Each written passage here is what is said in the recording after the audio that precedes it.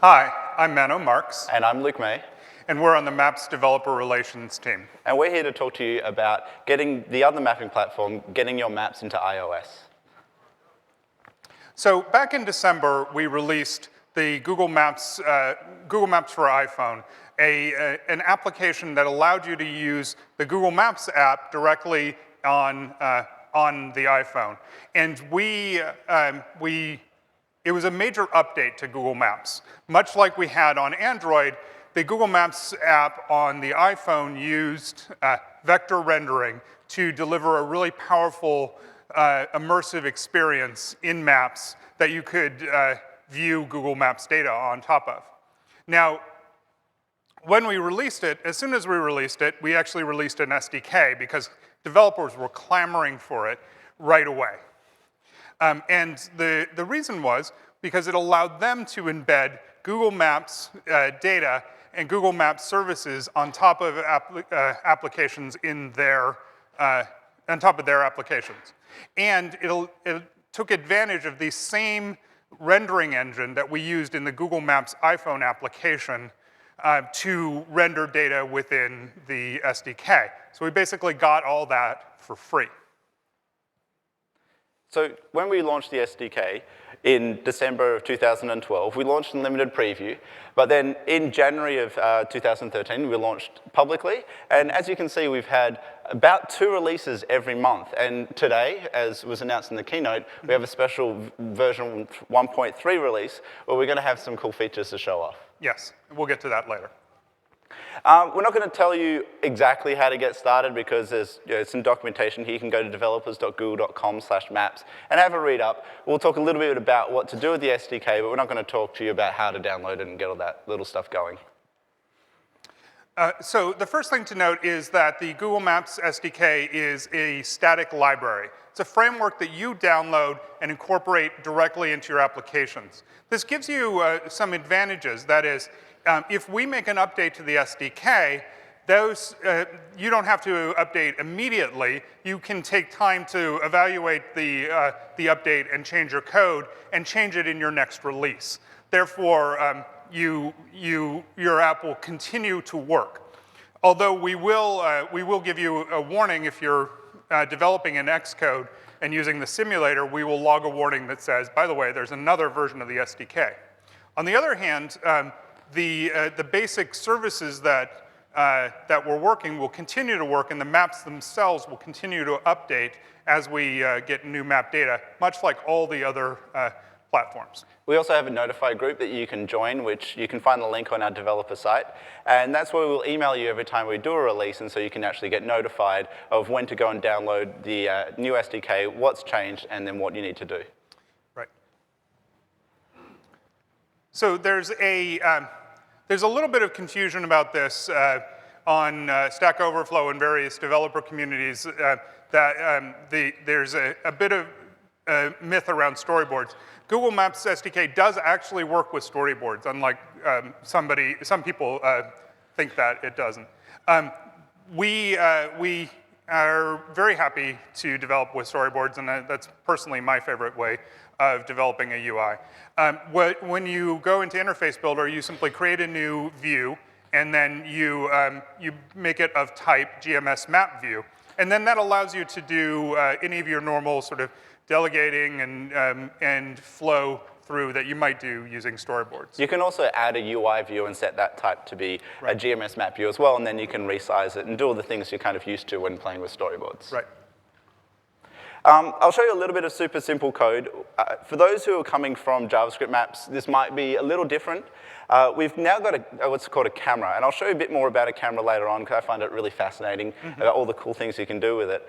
But what we do is we create a camera at a latitude and longitude and a zoom level, and then we instantiate a new map with that camera and a size. Here we're doing a rect 0, but because it's a UI view, it'll fill out the whole view. And then we create a marker where we add it to the map by setting map equals map view. If you've come from some other mobile mapping APIs, you may be used to asking the map to add things to the markers to the map for you. But with the way we're doing this is kind of following what we've done in JavaScript v3, where you have a marker and then you just tell it what map to be on. So if you want to have multiple maps and then just move that marker around, you can. And this allows you to do interesting things like you can do your own marker management. So say you wanted to create 2 separate arrays of markers or dictionaries that had different properties associated with different markers. This would allow you to implement that kind of thing, say a cluster management tool or something like that within your code. We should talk a little bit about the features. Right. Let's talk about the features. It's a map. And these are some of the basic features that you expect when you get a map, right? You want to put a marker on your map. That I think pretty much on any web application, any SDK, you'd expect that, right? We also have polylines. Again, pretty basic. Here you can see we have a demo of the polyline that goes across the international date line. It's a geodesic, so it follows the curvature of the globe instead of the direct Mercator line. And then we also have polygons. And of course, all of these overlays support touch events. And we also have the camera. So with the camera, I'll actually get into more detail later on about the camera. But you can show you, we can have the camera, we can control it. We also have a traffic layer. Obviously, this isn't a live feed, because if it was around Moscone, it would just be red. Yeah. And we also have compass and my location. So the compass is where you can re-rotate the map back to pointing to north, and the my location will just move the map to where the user actually is. And we have all the map types you're used to enjoy. We've got road maps, we've got satellite maps, we've got hybrid, which is a combination of satellite with the layers on top, and we also have our terrain maps. Right, so these are the basic map types that you would expect in any Google Maps app. It's used the same map data that you would get in the JavaScript Maps API on maps.google.com and the Android API. And we also have the largest imagery collection in the world that is available on all 3 platforms, as well as our terrain layer. We also, by the way, if you don't want to use the SDK, we do have a URL scheme that allows you to open up, if you use this URL scheme, you can open up the Google Maps for iPhone application that, if it exists on the device, or you can use the same URL to then send a query to maps.google.com if the app does not exist. So I said I'd talk a bit about the camera because I find it really fascinating, being able to do all interesting things. With the camera now, we've got this thing called a target. So if you're coming from the JavaScript maps, this is what would be something like your map center. But instead we call it a target, and this is where you're looking at on the world. So you can use the target to look down and move it around. We also have a bearing. So the bearing is the rotation of the map. So you can rotate the map between 0 and 360 degrees, with 0 being north. And you can see as the map rotates, the labels move nicely, they get out of the way, or they just kind of shift around. So that's all taken care for you. We also have the viewing angle. So the viewing angle is the angle at which you're looking at your target. So you can see here we're kind of tilting the angle, tilting the camera to look at the Earth at a different angle. So if your angle is 0, you're looking straight down, and you can tilt it to about 45 degrees, and then you can get a really cool perspective of the Earth. And then you see the 3D buildings zoom out of the map when you get that close. Yeah, and we also have zoom. And because it's all vector data, we can do this really nice smooth zooming in and out. We also have the discrete zoom levels that you're used to, so we've got zoom level 2, 3, 4, but you can also go to 2.6, 9.12, and have little bits in between. And then not 9.12, because nobody goes there, right?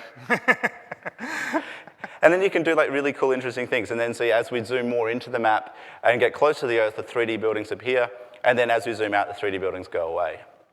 And then combining all these things, you can do really interesting implementations on your map. So you can see here, as we move into Melbourne, we kind of rotate the map. We're angling down a bit more to get more perspective of what we're looking at. And then as we get closer, the 3D buildings grow out of the ground. And we're also kind of shifting to where the camera is looking and then kind of moving around. And then we could just sit there and look at this all day. And as Luke said, this is all because we have these vector-based maps. We're basically passing map data down to the SDK, and the SDK is rendering it on the fly in the position, the angle, the bearing, the zoom, everything that you want to have. And these are all programmatically done at the moment. But we also have all of these controls in gestures for when the user is actually interacting with your application. So we have what you're used to. You can pinch to zoom. You can kind of fling and have a little bit of inertia. You can use the 2 fingers to tilt and then go in more, and then you get your 3D buildings, and you can rotate around and kind of move. And it's all the things that you're used to in a Maps application, and especially in a Google Maps application.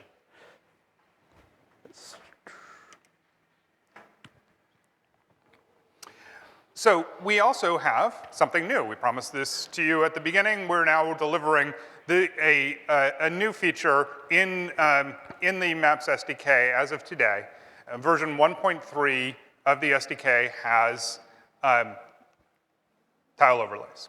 So tile overlays are the ability to add your own map tiles on top of our maps, or in the case of this one, in place of our maps. And we will then use the SDK to render those map tiles. And in this case, we're using raster tiles and then putting them on top of our vector data that's already been rendered. And you can see here, this is geothermal estimates of geothermal capabilities in the United States. So these are where we believe there are reservoirs of geothermal energy in the US. And the previous one was actually the world at night, the NASA black marble data. And we believe this is a really tremendously powerful way for you to bring in your own kind of data. Some examples are you may use this for generating heat maps or showing off old maps that are scanned from sort of historical map archives. And this last feature basically brings us to feature parity with the Android API. A little bit of code here. We don't like showing too much code, but we wanted to show how simple it is to add a tile overlay to your map. What we can construct here is, all you're doing is requesting a URL with a X, a Y, and a zoom value, and then we will request that and we'll put it in the right spot. So here we create just a block that takes these values and returns a URL string, an NS URL, and then we pass that to the tile layer, and then we add that tile layer to the map. So let's talk a moment about extending the platform. So Google Maps has a ton of data that we provide to you aside from what's provided directly through the SDK. We have a number of different web services that you can use to add data to regardless of which platform you're displaying the map on. And because these are Google Maps, you can use them to display this Google data. The first one I like to show off is Places. So we've got a Places API, which has access to millions of points of interest around the globe. And we can do searches for it and then get more rich information to add to your map. So here I did a search for Mexican food around San Francisco. And then based on all the points that came back, I tapped on one, and then I could load more information about that. So here we're just getting a bunch of photos. We can flick through, we can get the name, but we can also get reviews, the address, and other interesting information about that. We also have a couple of other searches. We've got nearby search, we've got radar search, and we've got a query complete implementation for you. And autocomplete, yeah. Autocomplete, yes. Here's a bit of code. Don't be too scared about this. We're just doing an async request with a URL. All the web services we're going to show you are kind of going to follow the same fashion. You do a request, and you can ask for JSON or XML to come back. And then based on the data that comes back, we can loop through, and then we can add the markers to a map. So another key service that we don't provide directly in the SDK, but we do provide on a web service, is the Directions API. And in this sample, what we're showing you is the ability of the Directions API to adjust depending on the number of waypoints that you want to put in between. So if you've heard of the traveling salesman problem, we basically help you solve that by taking a starting location and an ending location, and then if you throw waypoints at us and tell us to optimize the route, we will find the fastest route between them. We allow in the free API up to 8 waypoints aside from the start and end location, and in the Maps API for Business, we allow up to 23. So this is again a really nice way to give information to your users, and it's quite snappy. And so in the same fashion as the other Places API, we just do a URL request, the URL fetch essentially, to the Directions API. And what I want to point out here is what we're getting back is an encoded polyline as part of the request. And encoded polyline, you might think it's just my cat walked across the keyboard, but it's actually the way we encode polylines. So instead of having a whole lot of latitude and longitude points, we can just send this string down and then decode that and then put the path on the map. Right. You actually do get direct access to all the coordinate pairs if you want those. We can also, through the SDK, re-encode polylines if you want to use them here, or perhaps store an encoded polyline, or pass it to somebody who might be using it in the JavaScript Maps API. So we also do geocoding. Geocoding is the art of taking an address or a place and turning it into a latitude-longitude pair. So here it's actually pretty simple. We're seeing, well, of course, Perth. You did Perth, didn't you? It's the best place in the world.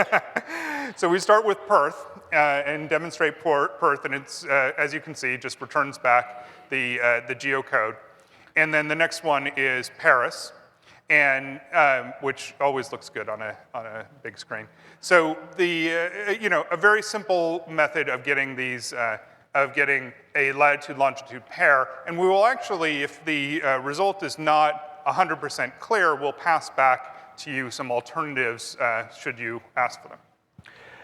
Also on the platform, we have reverse geocoding. So it's the implementation of taking a latitude and longitude pair and actually converting it to an address. Right. Here's a bit of code where we can set up a handler for when someone actually taps on the map. And then when someone taps on it, we send off a request to do a reverse geocode. And then based on the result, we'll put a marker on a map. So this is actually built into the SDK. Pretty standard on a lot of platforms. So let's talk a little bit about making these maps your own and jazzing them up using some capabilities that are built into the platform as well as the SDK. So the first one I want to show is marker animations. So in the iOS app that we relaunched, we had these marker animations where the marker just kind of grew out of the ground, and we thought that was really cool. So we decided to add it to the SDK. So as you can see here, when a marker is added to the map, it kind of pops up out of the ground, which is a really good way of drawing attention to the piece of information that you've just added to the map. We also have the ability to color our maps, our markers. The default markers. You don't actually have to supply a new image every time. You can use our base image, but you can change the hue and saturation and alpha values to have it colored however you want. This is a change for those of you who may have started with the SDK when we first released it, where we only had the default red marker. So you can see here, I've got a little magic function which will return me a random value for the hue, but then it's based on that, I can create a marker, and then I just set the icon to be the color, and I also set the animated to be yes, and then it will grow out of the ground when it gets added to the map. I also want to talk about core animations. So you can see all these demos I did had really nice camera movement. It wasn't just a standard move from A to B. I use core animation for a lot of these to be able to define that I would like the camera values to move from one specific value to another one, and I can define the style of curve of animation that I'd like, and also what kind of values I want. So you can see here I got a little tour that flies around the world on my next trip that I'd like to go to. And then what we're doing is I'm just zooming out the camera, and then as I get to between two locations, I can actually ease in and ease out and then move the thing, and then I have a marker that flies in. So a little bit about the code. This is not too scary as well. We can use the curve, the animation timing curve. So here I'm defining an ease in and ease out function. And then using that, we can actually create an animation. And for here, I'm actually saying I'd like the latitude key to be animated over 5 seconds. I'd like to use this curve, and I'd like to move it to this value. And then we add it to that. The same thing goes with the keyframe animation, but here we can define steps of values we'd like to go through. And we can do this for the latitude, longitude, and zoom, bearing, and camera angle. So the final thing is, you might have seen this during during the opening when we were actually introducing ourselves, the little puzzle that solves itself. And actually, I'm going to challenge you. I want you to do this on the phone. This is actually an app It looks like it's something that we just created, but I'm going to challenge Luke to try and actually. No. No. There's a reason why I Neither did of a us video.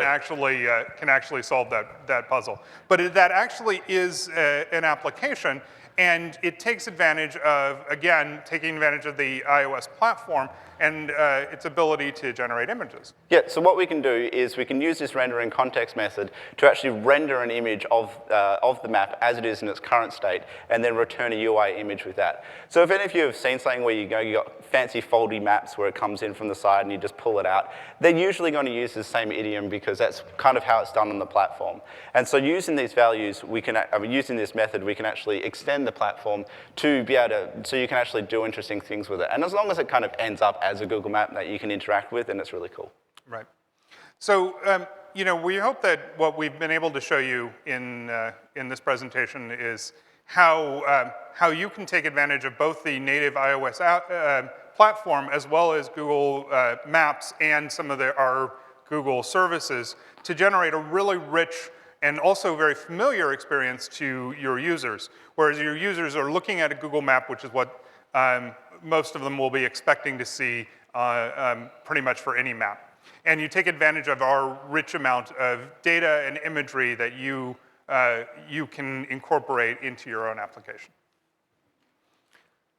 So to get started, developers.google.com/maps for our developer documentation. We also do Google Maps Developer Live. So part of the Google Developer Live program, just do /live/maps. And often it's Luke or I doing a little 5 or 10 minute map shortcut on iOS issues. So thanks very much, everyone, for coming. And